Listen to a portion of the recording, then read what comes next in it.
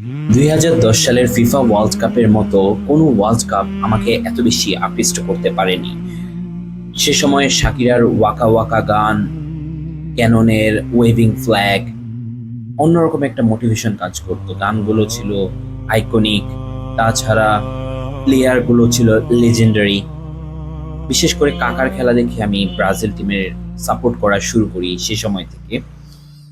কাকা, Messi, Ronaldinho, Ronaldo এদের খেলা আমাকে সর্বদাই আকৃষ্ট করে। তবে তাদের খেলাগুলোই আমাকে আকৃষ্ট করত যখন তারা মাঠে খেলতো।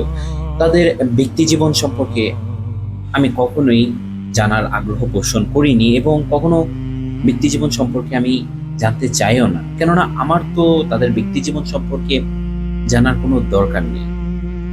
এবং 2010 সালের সেই ওয়ার্ল্ড কাপ এর মতো আর কোনো ওয়ার্ল্ড কাপই আমাকে আকৃষ্ট করতে পারেনি।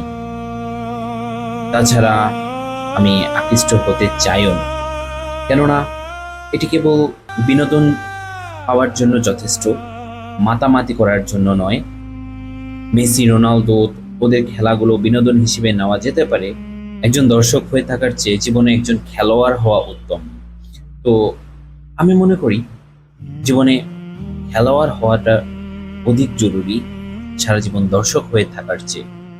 তাদের খেলা দেখে বিনোদন পাওয়া মন্দ কিছু নয়, তবে তাদেরকে ডাইহার্ড ফ্যান হিসেবে অনুসরণ করা, তাদের চালচলনকে অনুসরণ করা আমি কখনো সমর্থন করতে পারি না। আমি আমার নিজের অনুভূতি এবং চিন্তাধারা আপনাদের সাথে শেয়ার করলাম।